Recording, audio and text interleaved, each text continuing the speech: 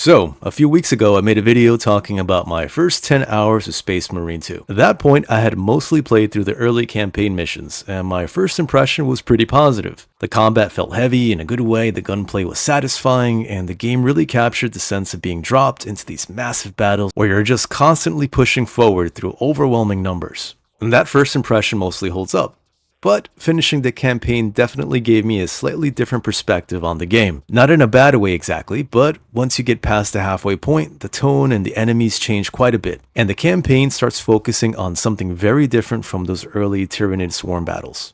If you've played through the whole thing, you probably already know what I'm talking about. For the first chunk of the game, it feels like a pretty straightforward war against the Tyranids. You're dealing with these massive hive assaults, clearing out infestation zones, and the game really leans into those huge swarm fights where the screen is just completely flooded with enemies. Then slowly the campaign starts hinting that something else is going on behind the scenes, and eventually the focus shifts away from the Tyranids being the main threat and towards something a lot more dangerous. By the time the campaign reaches its later missions, the real enemy isn't just a swarm anymore. The game starts introducing the chaos presence behind the conflict, and once that happens, the whole tone of the campaign completely changes.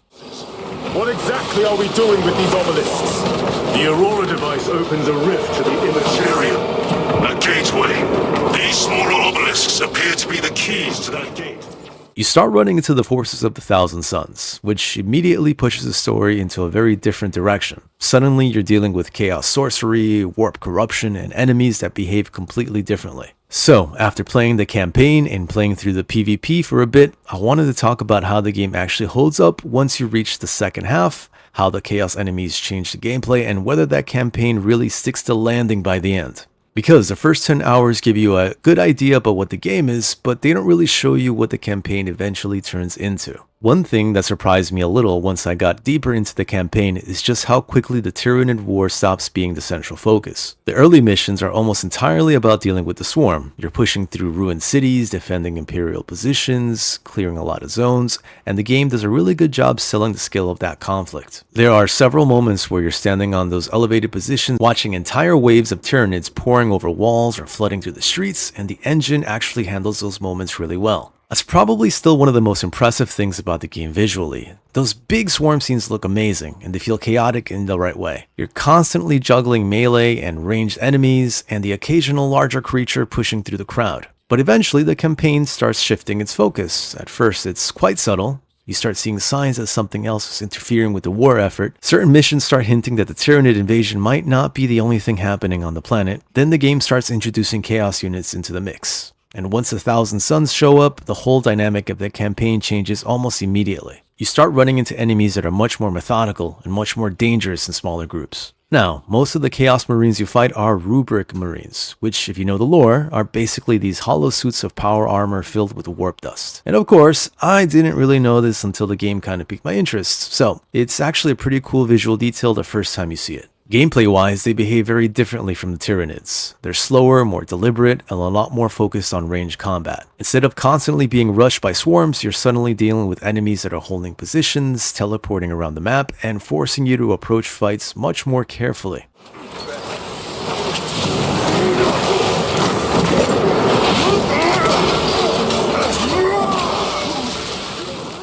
You also start encountering Zangors, which are these warped beastmen that serve chaos. They're a lot closer to the Tyranids in terms of aggression, so they tend to fill the role of rushing you while the Rubric Marines are firing from the back line. So the combat starts turning into this combination of chaotic melee pressure and ranged threats that you have to deal with quickly before things get out of control. And then you start encountering the Sorcerers. The Chaos Sorcerers are probably the enemies that change the flow of fights the most, because they introduce these warp abilities that can buff other enemies, summon reinforcements, or just generally create chaos on the battlefield. The later missions start feeling less like survival against endless numbers and more like these chaotic firefights where you're trying to quickly identify the biggest threat and deal with it before everything spirals out of control. And then of course the game throws in some of the bigger chaos creatures too, like Helldrakes and a Lord of Change. Again, I had to look that up. There are so many different versions and variations. Either way, by the time the Chaos Forces fully enter the picture, the campaign has shifted from a Tyranid war story into something that feels much more like a classic Imperium versus Chaos conflict.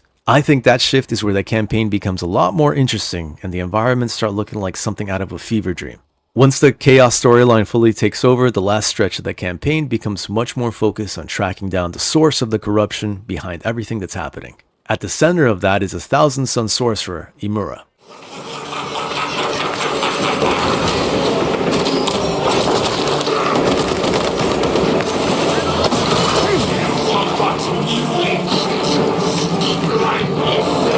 The Demon Lord!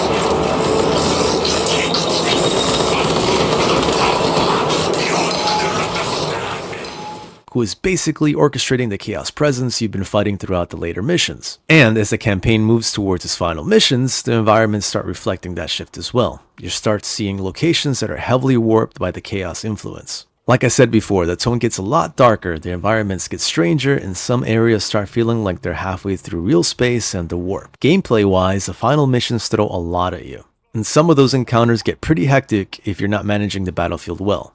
There are also a few moments towards the end where the campaign clearly tries to deliver the big cinematic Warhammer spectacle. Large-scale battles, collapsing environments, and situations where everything feels like it's completely spiraling out of control. And to the game's credit, it actually handles these moments pretty well. But narratively, the ending feels less like a complete resolution and more like the first chapter of something bigger. As such, the conflict with Imura reaches its climax, but the story doesn't really wrap things up in a neat way. Instead, it feels like the campaign is setting the stage for whatever comes next, either through expansions, future operations, or maybe even another sequel. It's more like the Imperium just survived one battle in a much larger war, which, to be fair, is actually pretty fitting for the Warhammer universe as far as I know. Usually, I'm not much into sequel bait endings, but I think I'm okay with this one. Once I finished the campaign, the next thing I spent time with was the PvE side of the game, specifically the operations mode. Honestly, this is probably where Space Marine 2 has the most long-term potential. If you haven't played it yet, operations are basically co-op missions that run alongside the campaign timeline. You and 2 other players drop into these separate objectives happening across the same war zone. And the idea is that you're completing tasks that support the larger Imperial war effort while the main story is happening elsewhere. What I like about this mode is that it leans even harder into the combat. Instead of constantly moving through scripted story missions, operations feel more like contained battle scenarios, where the combat just throws large enemy groups at you and expects your squad to figure it out. So if you're playing with other people, the class system suddenly becomes a lot more important too. You start noticing how different builds actually complement each other. A bulwark holding the front line with a shield, a sniper trying to remove priority targets from the back line, a heavy laying down sustained fire on incoming waves. When the team is working well together, it actually starts to feel like a proper Space Marine squad, operating in the middle of a battlefield. The enemy variety also benefits a lot from the Chaos faction being involved. Some operation missions lean more towards Tyranid encounters, while others throw Chaos forces into the mix. And when the Chaos enemies appear, the fights slow down in a different way compared to the Swarm encounters. Instead of a constant pressure from huge numbers, you're dealing with enemies that hit harder and require more deliberate positioning. There are also some bigger PvE moments where the game escalates things with large enemy creatures or boss-style encounters, and those moments are definitely where playing with a coordinated squad makes a big difference.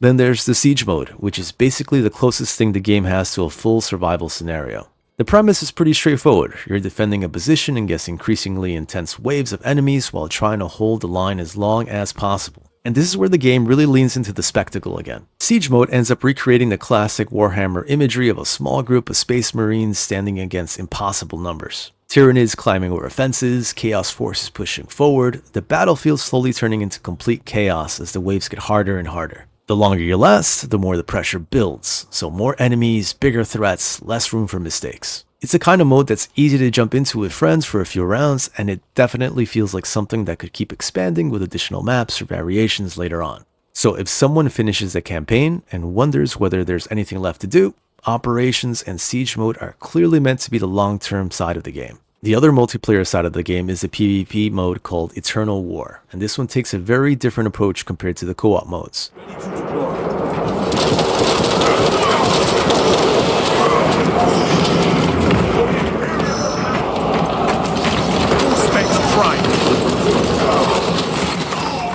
Instead of playing as a squad against AI enemies, you're thrown into matches where players are randomly assigned to fight as either loyalist Space Marines or Chaos Space Marines, which is actually a pretty cool detail because it means every match feels like a small-scale Imperial civil war happening somewhere in the galaxy. Eternal War focuses on the same class system used in the rest of the game, but here each class has its own Chaos Legion identity when you're playing on the Heretic side of things. So when you're playing Chaos, the tactical class represents the Black Legion. Assault units take on the look of Night Lords, Vanguard fighters channel the brutal style of the World Eater, Bulwarks carry the heavy armor of the Death Guard, snipers are assigned to the Alpha Legion, and the heavy class represents the Iron Warriors. It's mostly cosmetic, but if you know the lore, which, for the third time, I didn't until this game really got me into it, it's a nice touch seeing these legions represented during the PvP matches. What surprised me a bit is that the Chaos customization options have actually expanded quite a lot recently. Early versions of the game were pretty limited in how much you could change the appearance of Chaos characters, but newer updates have opened things up quite a bit. You can now swap individual armor pieces, change color schemes, and apply different patterns to your Chaos Marines, which makes the Heretic side feel a lot less static than it did before. Some of the champion cosmetics you unlock through PvP can even be mixed into your PvE operation builds later on, which adds another small progression loop between the modes. As for the PvP gameplay itself, it leans more towards that heavier methodical style of combat rather than the fast twitch shooting you see in some other multiplayer games.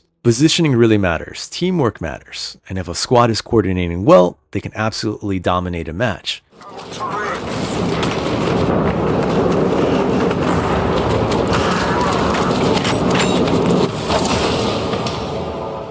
It's not just about trying to be the fastest shooter out there, it's more about capturing that feeling of armored super soldiers clashing in these brutal close quarters fights. So, after finishing the campaign, playing the PvE modes, and spending some time in Eternal War, my overall feeling about Space Marine 2 is still incredibly positive. The campaign delivers a solid story with some great large-scale battles, the Chaos enemies add a lot of variety in the second half of the game, and the multiplayer modes give you a reason to keep coming back once the story is finished. Is it perfect?